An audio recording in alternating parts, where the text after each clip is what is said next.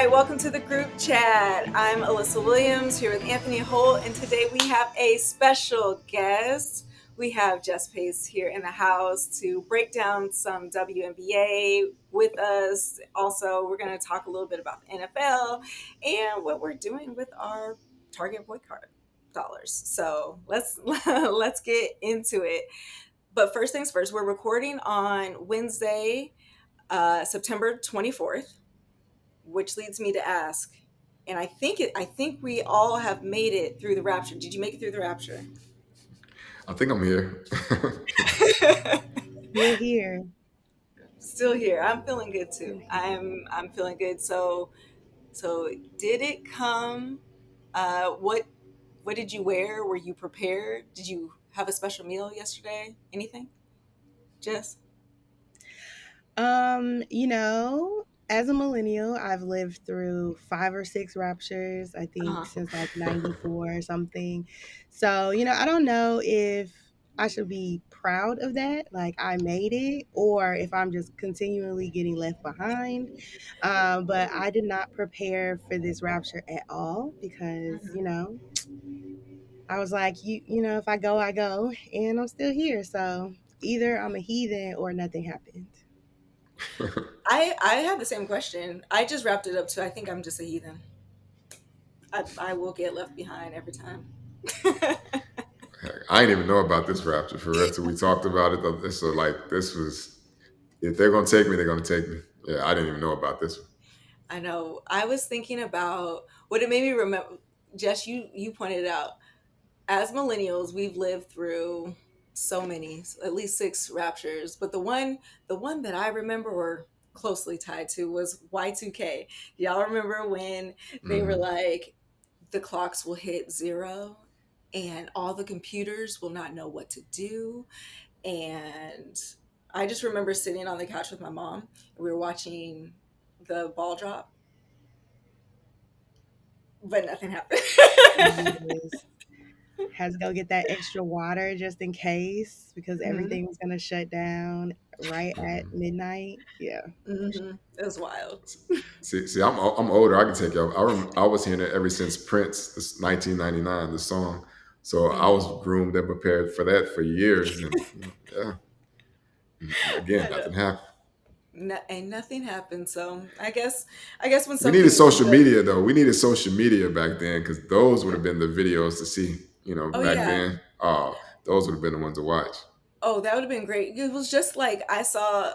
Speaking of social media, for this particular rapture, Kev on stage was so funny. Where we were, did you watch his like rapture updates? He was like literally going across the globe, like, listen, tell us what's happening. Is it a rolling rapture? We have questions. So Yeah. I think he did that all day yesterday. So that was pretty interesting to it's funny, see and funny right? and great to see the comments. I know a lot of people because there were so many TikTok videos of people preparing.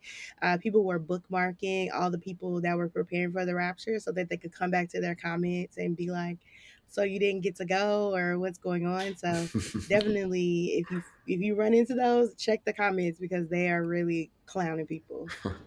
It's funny, but you know what? The thing that I appreciated is like there was like a little bit of logic that he put like on with it, right? So is it, he asked like a very real question, like is it a rolling, like how do we know like what's going to happen? So to your point of like folks getting roasted in the comments, it's like, okay, like let's think about how this all goes down. But on the flip side, so I saw the funny ones. Just you were telling me that you saw the videos that where people were just like, it was kind of dark.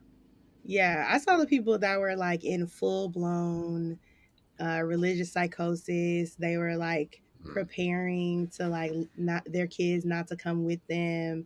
I saw people like giving a guide of what to do. So like writing letters to people who didn't make it. This one woman like was leaving out Bibles in her house for people who didn't make it so that they could like Wow. I guess repent and try to make it in the I don't know how the rapture works. Like if there's like waves, like after the first people leave, then God gives you time to like get your life together so you can go in the second wave or what or what. But yeah, people were like selling their cars, giving away all their belongings. So it got to the point where it was a little scary, Mm-hmm.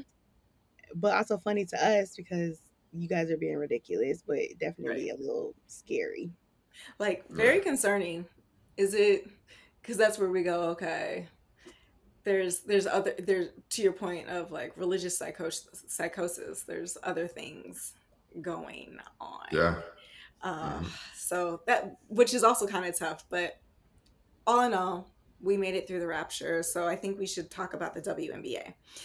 Yeah. So Yay, playoffs. yes. So much has been happening in the WNBA. I think what I always love the playoffs because that's when like the grit comes out. Just run us down through what's going on in the playoffs, where we are, and give us some of your predictions. We'll add ours, and then we all obviously need to talk about Asia Wilson and her fourth MVP because sis is cooking and will continue to cook. Yes, so definitely there are a lot of people cooking this year in the WNBA. Mhm, We are in the semifinals for the playoffs. The first round was like real rough because three of the four series went to the full three games. So it was very, very stressful the entire time. We're down to four teams. So it is the Phoenix Mercury versus the Minnesota Lynx. The mhm, Minnesota Lynx are favored to win this mhm. year. They had an excellent season. Their star player, Nafisa Collier, is only the second WNBA player to get a 50, 40, 90 shooting Crazy. stat line. And so they're really cooking. They lost to New York last year and they're like on their revenge campaign. Mhm, And they're up against the Phoenix Mercury. The Phoenix Mercury had a complete rebuild. They went down to two players on their roster and rebuilt the team. And they are like doing crazy things. They have Alyssa Thomas is on their team. mhm. She has 8 triple doubles this season. She has more triple doubles this season than any other WNBA player has in their career. I think the next Crazy. closest has like 4 career triple doubles. So like she's doing crazy things. She also has 2 torn labrums in her shoulders. So Oh. like the joke is she doesn't have shoulders. Hmm. So she's doing all of this without being able to like put her arms over her head and like really That is crazy. really use them. And so that series is tied 1-1. They just erased the 20-point deficit last night. Mercury erased the 20-point deficit last night, which was absolutely nuts. It was Nafisa's birthday. It was a lot of chirping and like arguing. That Mhm. was great. Yep. The other series is the Indiana Fever versus the Las Vegas Aces. The Mhm, Fever are playing with a roster that is nearly completely like relief players. They have like six people who are hurt mhm. and they're out for the season, including Caitlin Clark, who Mhm, didn't hardly play this season. She had like injury after injury. So it's very interesting because their team has not been the same the entire season. So you never really know what you're gonna get. They picked up some really great players that were waived by other folks. So it's really been interesting to watch. And then the Las Vegas Aces. The Aces started out the season rough. People were saying they were mhm. washed. They were saying Asia was washed. They got blown out by 53 points by the Lynx right before the All Star break. And when they came back from the All Star break, it was like a completely different team. They went on to win, I think, like 16 in a row. Asia got named uh, MVP for the fourth P. time. Second year in a row, she was unanimous MVP last year. This year was a little bit of a race because Mm, of Nafisa and AT. yep.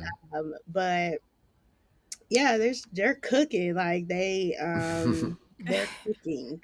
Okay. They're Yes. cooking. Yes. I know Uh, they actually they just beat to go to the semis, they beat my Seattle Storm. So, yeah, yeah. and Seattle But was it came down. fighting. Yes, it came down to the wire. So yes, the Aces have peaked at the right time, which I think is scary for Mm. everyone else. Yes. And the Seattle Storm just fired their coach. Hmm. But at the same time, the Storm, I feel like similar to what I feel like the Aces are building, and we could say even the New York Liberty have built a dynasty, and they have now become one of those teams that you expect to win. You know, you think of the big dynasties on the NBA side, right? Of like the Lakers or the Celtics. There are teams that you expect, or even Golden State, when they play, you expect them to win. And I feel like the Aces for sure have built that, the Liberty, but Seattle, you know, particularly during Sue Bird's like era, they were teams that they were the team to beat. Yeah, Yeah. y'all had Sue Bird, Lauren Jackson, Hmm. Stewie, Julie Stewie, Lloyd in her prime. Like, it yeah, was crazy. yeah. So no, I think so. Yes, the WNBA is heating up right now. Anthony, who do you have for to go all the way?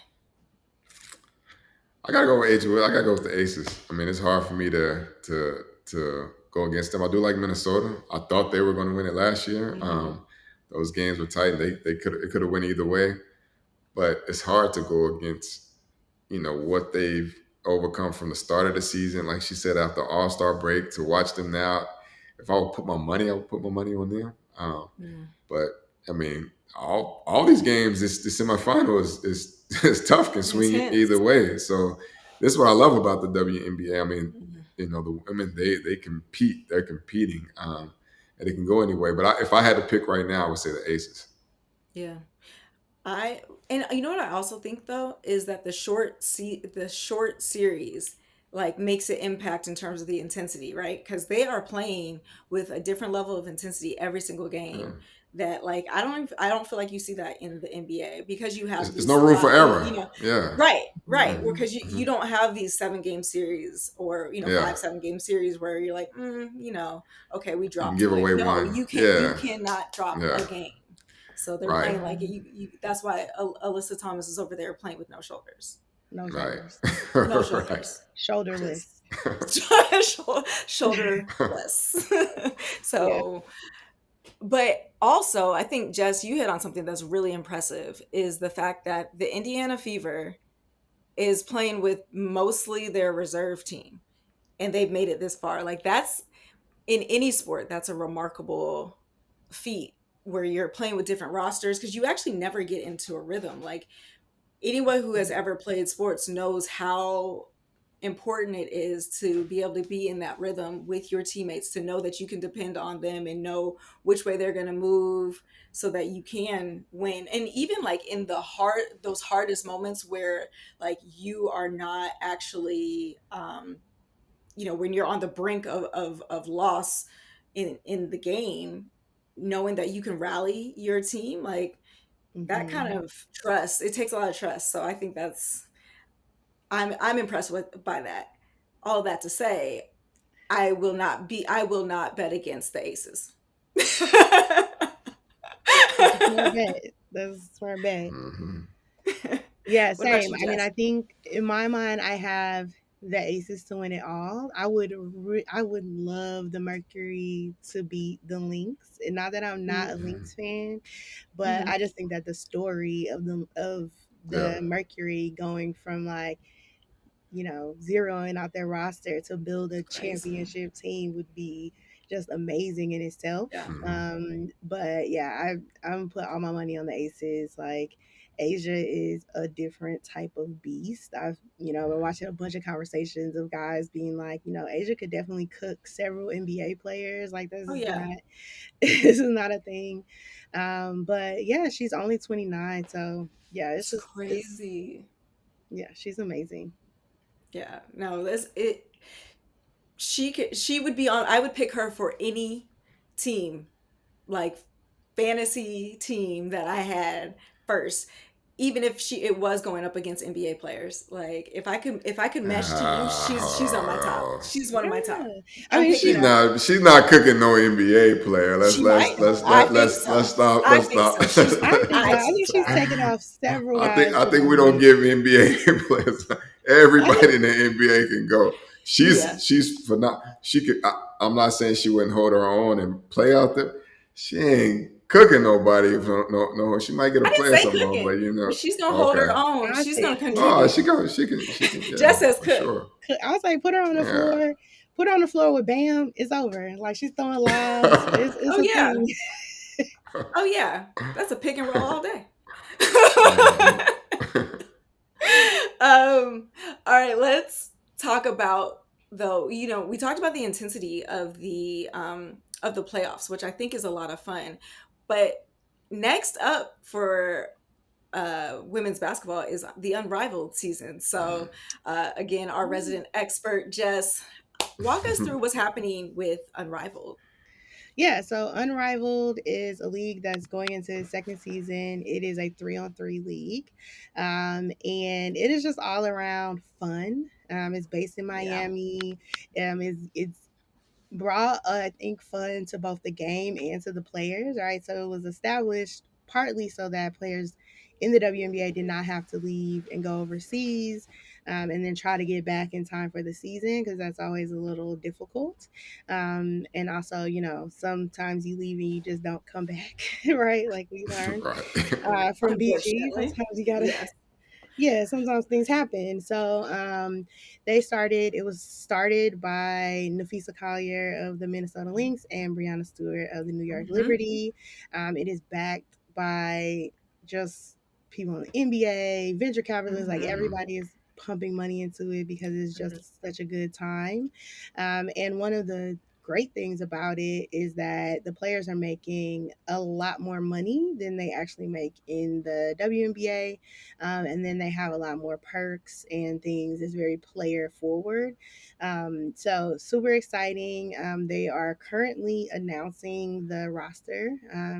For next year, it runs January through March. I already have my VIP ticket package. So Yes. y'all gonna see me in Miami for sure.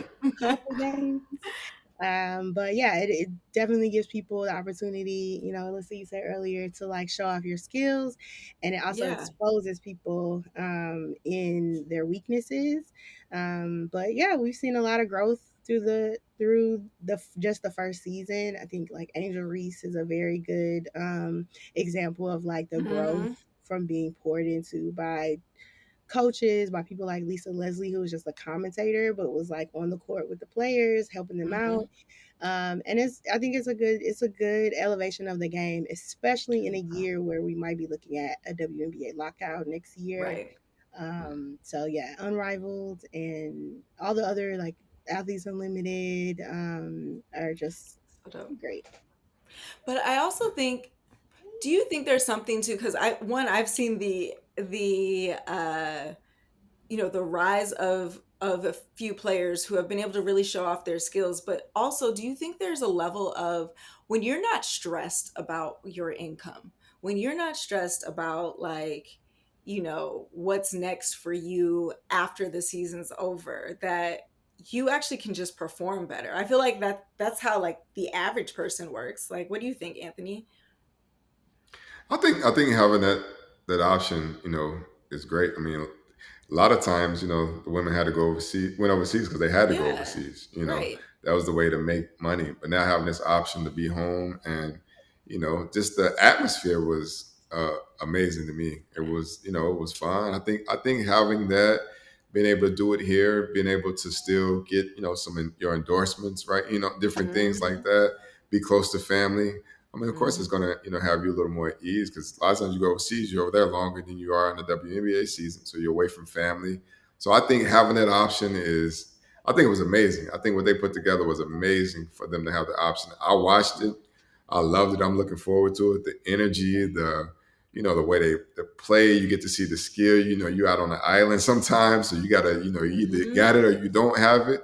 The one on one, everything was it was beyond what I expected. I didn't expect it to be. I didn't expect to be engaged that much to watch it, where I was glued to the TV to watch it, where I would Uh-huh. come in, and that's exactly what it did. I mean, Yeah. all the way to that last game when what was great when she was just putting that work on. Like Oh just that yeah. was yeah.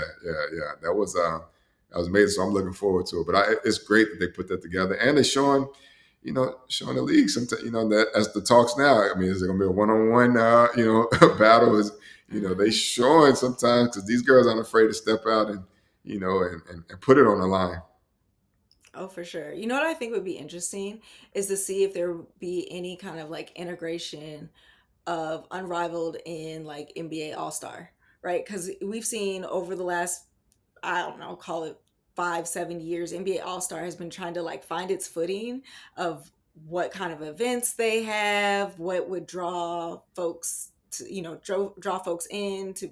It'd be interesting if they could take the Unrivaled model or even bring like the Unrivaled players in as part of like a showcase because I don't know. I just think it Is it could. competing business though? That's the thing. Like WNBA, part of the Maybe. NBA. But I think they can take some of their model though. Like you can take their model. Like I love the one on one. Like can Hmm. you imagine? Like I mean, it has to be I guess guard like size wise. You can, but can you imagine somebody trying to Kyrie one on one out there? Like, and it's also going to show that some of the guys who might not get no burn in the NBA be on the bench. People think they're bums. They might get out there and cook your favorite player Oh, for sure. in one on one. For So like sure. it can expose different levels of the game. Team sport is different. You play a role, but like It's true. when you get out there on that playground or that one on one, it's a whole different ball game. And sometimes your favorite player might not have that same kind of got that one on one game like that. So yeah, it can Yeah. definitely it would be fun, but Yeah. we'll see. Yeah, I would love to see the guys go 3-on-3. Like that would be fun Yeah. too, just to see Hmm. that, Yeah. mix it up a little bit. Yeah. And then I think it would bring a little bit more, not just to All Star, but like just a little bit more fun to NBA Mm. because sometimes it's like, okay, y'all are doing a lot of showy stuff, or you hitting a Yep. lot of threes, or like, but like I want to see you play. Like, let me see the heart. Right, right, Hmm. right, No, I right. and speaking as an AAU mom, I'm not gonna lie, I would actually love to see it because what you've seen in like youth basketball right now is all these kids who are like third, fourth grade, jacking up threes. When Hmm. we were coming up, and here I sound old, but it was all about, do you have handles? Because if you have handles and you can get past them or just cook them off the dribble, like, and having to try to teach kids that, like, if they can actually see their heroes doing that in a one-on-one setting, I think it Right. would be dope. So anyway, Hmm. I think Unrivaled has started something, Hmm. certainly has been captivating. So um, let's switch over to the NFL though. So obviously we're right in the middle of NFL season. We just concluded, was it week 3? And we're now coming into week 4. You can correct me if I'm Hmm. wrong. I start to lose track very No, I quickly. believe so. I think you're right. uh, and we've been kind of talking about on the side like the rise of the black quarterback, but also like what, because I feel like that's a conversation that happens like every year about black quarterbacks, particularly getting their due. We know like Lamar Jackson is still like one of the top quarterbacks, but we're also seeing stories of like Russell Wilson, who, in his prime, winning Super Bowls, is now on the bench. So Anthony, what's the state of the black quarterback? No, to be, I mean, it's still flourishing. I think. I mean, you got young guys. You got Caleb Williams, C.J. Stroud, Jaden Daniels. Jalen Hurts. So it's still. Then you got some of the older. Got the Lamar Jackson. You got Hmm. Dak Prescott. So Geno Smith. Hmm. Patrick Mahomes. We got everybody out there. So it's Got like everybody. I think Bryce Young's still trying to find his way. I think with Russ, I mean, Russ had a great career in my opinion. Won a Super Bowl, almost won, another one with that play Don't that remind me. haunt them I don't want to talk forever. about it. I don't I want to talk just about think I think sometimes the game kind of can continue to evolve, and as you get older, I mean, everybody can't have the 20-year career. Everybody can't, and sometimes it's the fit. If you're not in the right fit, Yep. It's just not going to work. And the bench is not a surprise to me with the Giants. If they're not feeling they're going anywhere, Hmm. then you have to bring your first round draft pick in and go ahead and get him going. Yeah. Gone are the days when you would come and you would sit, 2 or 3 seasons behind a vet and learn the game. Those days are over in most cases, unless you're in Cleveland. But like gone are those days. But I think I saw they coming. I think if they start off 3-0 right now, had a chance to go to the playoffs and all that, then coach is coaching for his job at that point. He's going to. But right now his job is safer with losing with the rookie quarterback because you can groom Right. him, you can go versus continue. So that change don't surprise me at all. And Russ Yeah. has been last few years. I still he shows signs, but I'm a fan, but it hasn't been as consistent as you would hope it to be. So you Hmm. just gotta and sometimes certain quarterbacks might not get as many opportunities as other quarterbacks may get. They may have down years, but still, we find them on the team year in and year out. So Oh yeah. sometimes that's how that goes.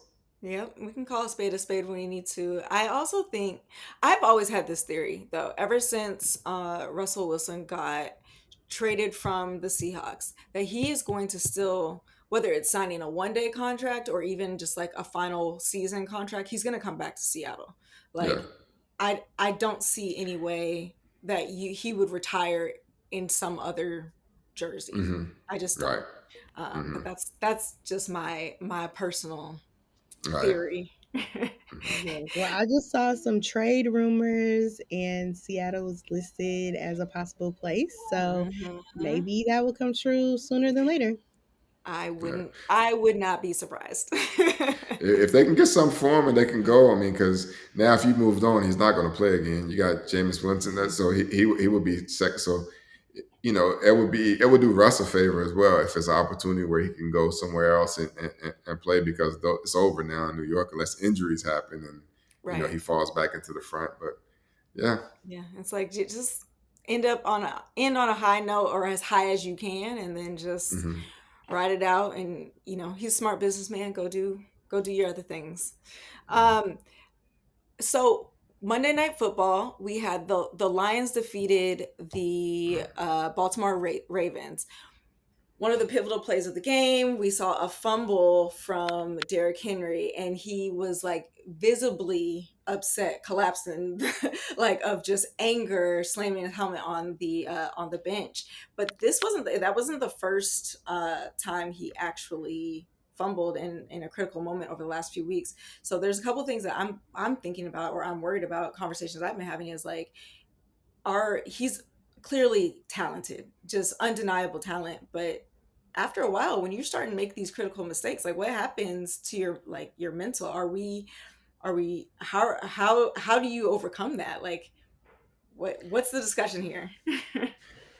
My opinion, I mean, nope. If you watch any off-season video, you know how hard he trains, how hard he go, how Mhm. strong he is, how fit he is. I mean, some of the greats they go through. You go through a slump with them. This season baseball, Mookie Betts was going through Yeah.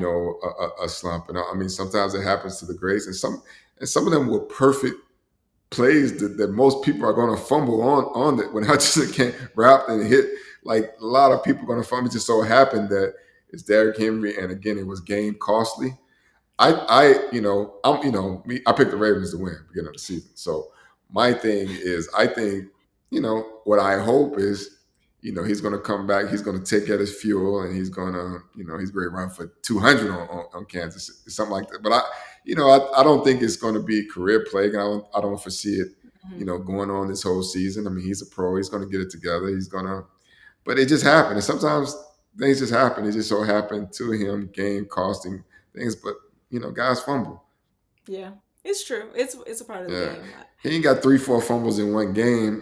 But they have been costly fumbles, and it's Derrick Henry, so it is making it. And he was visibly upset because he puts himself at this high standard. We know how hard he works, how Hmm. feared he is, and how important he is, and how he can break away at any time. But yeah, it hurt. It hurt me to see it.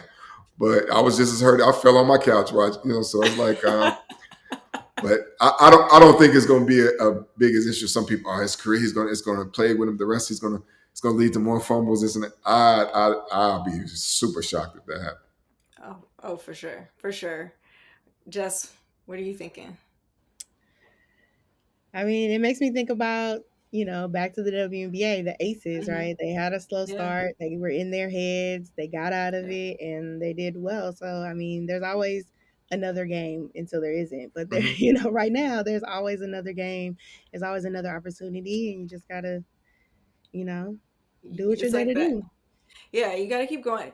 What I think people underestimate is like the one of the key differentiators in terms of like star athletes versus like a good athlete is literally your like keeping your head together, Right.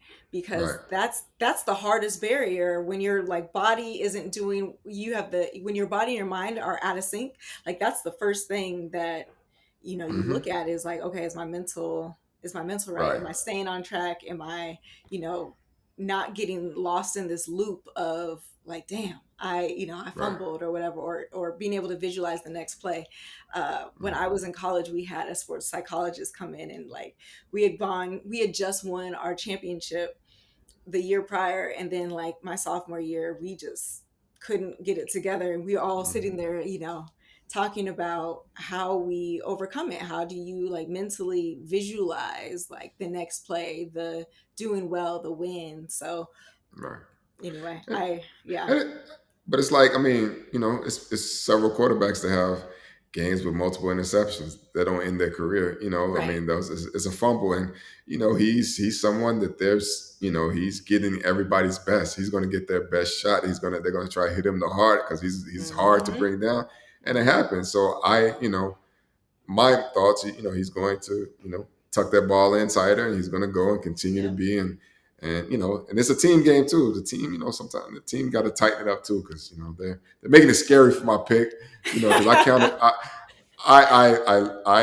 Lions was one of my favorite teams. I kind of counted them Yeah. out, thought they missed their window, and they're definitely showing me something different. So Oh yeah. yeah. Actually, I will never root against the Lions. My dad is a lifelong Lions fan. So I, Hmm. ca- I am not allowed to root against them. So uh but I think all in all, the best thing is to have a short-term memory, right? Have Hmm. short-term For memory, sure, move on. have to in But sports. speaking of fumbles and fumbling the bag, let's talk about Target and the boycott.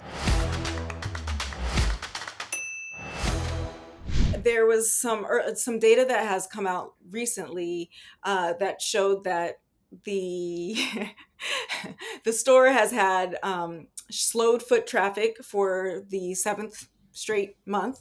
So all indicators point to the boycott is working. Now, we've all said we're boycotting. I want to know, what are we doing with our boycott dollars? Like, how are we repurposing that money? Now, let me jump in here before, because just in case somebody catches me in Target or something like that, I haven't complete. It's been occasional I might have to stop in this and that. When I when I have stopped in, it is I It's can't sit guys, here it's and say, essentials. It's yeah, I don't want essentials. nobody taking a Okay. picture of me and sending a Uh, video, but for quick essentials. But what I've Listen. noticed through my research of going in there is that it is empty. I had to see for myself. So Hmm. when I go in, I do see. It's a lot less foot traffic in there, but that's for research purposes. Yes, research purposes only. Thank Hmm. you, I have. Anthony. Thank Hmm. you. Thank you for clarifying. And you will not be Yes. put on the boycott breaker board. Right. Uh, Thank you. Thank we won't. We you. won't tell on you. I actually have to get my prescriptions there because they've closed every other drugstore Exactly. around That's where I in go. my neighborhood. So I get my prescriptions there. But I did.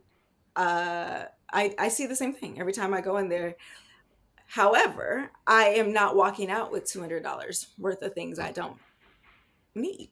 I'm walking out with Okay. my $15 prescription, and I'm getting on out. Um, so I what? think But that's okay, go ahead. Go ahead. no. I don't. Okay. I think that's one thing it has taught us that we didn't need half the stuff we were buying, and we're Hmm. just going in there in excess of just. It was always a thing. You go in at Target to grab an item, and you come out with $500 worth of stuff. I know people Yeah. would always say that, and we just realized now with all of the boycotts or whatever we're doing, we just realized we didn't need half the stuff that we were getting most of the Mm-hmm. time. Mm-hmm. I What think about you, that's Joe? where we've been able to say, Yeah, Yeah. for sure. I definitely spend more money at Costco ah, yes, my store. because Yeah. like Man. yeah, they have a lot of good stuff. So, and I'm like, It now I was- have that extra money because I didn't spend $1,000 in Target this month. I can definitely get this Lego set at Costco just because I want it, right? Or like, Yeah. so it definitely has taught me that I was buying a lot of stuff I don't need, but I have to keep reminding myself when I go into other stores that like that was the lesson that I learned. Right. Right, right. Right. Because So, Costco, you can't have stuff that you might have for 2 years, 3 years still stocked up, in the back because you got to buy it in bulk. But yeah, oh I yeah. live in Costco. I know I do too. I have Mhm. become a even bigger fan lately, and I was like, dang, I they got that at Costco, okay. Right, But right. what I'm noticing though is that I've also have now more flexibility to do other things with my money. So I'm like looking at, okay, well, where can I maybe add or contribute to a high yield savings account because I'm having a surplus at the end of the Mhm. month, or also groceries are expensive, so maybe this month I'm not contributing because my grocery bill is higher. Like school just started, so we did a whole big like back to school shopping, and I was like, well, okay. So Okay, but can we talk about back to school shopping without Target? So I don't shop it's at so hard. Target or Walmart. Hmm. And I was like, I don't even know how to get the stuff on this I list. know, it's Like so hard. it was I was rough. over there, I was Mhm. going to like Walgreens, then I was over there like I was finding, oh, look, there's something at the grocery store. I found something at Kroger. Like, Yes. it's a Scavenger lot hunt. harder. Yeah, Hmm. it did Hmm. become kind of like a little bit of like a matrix type thing Right. to try to figure out. So, anybody else doing anything interesting with their funds now that you're not in Target, or are we just buying groceries at this point? Shoot, I mean, the money we save and the prices are going up on other stuff. So I it's just know, really, just trying to keep up with that. I know, Mhm. I know. All right. Well, that concludes this episode of the group chat. Make sure you like, subscribe, and hit the follow button.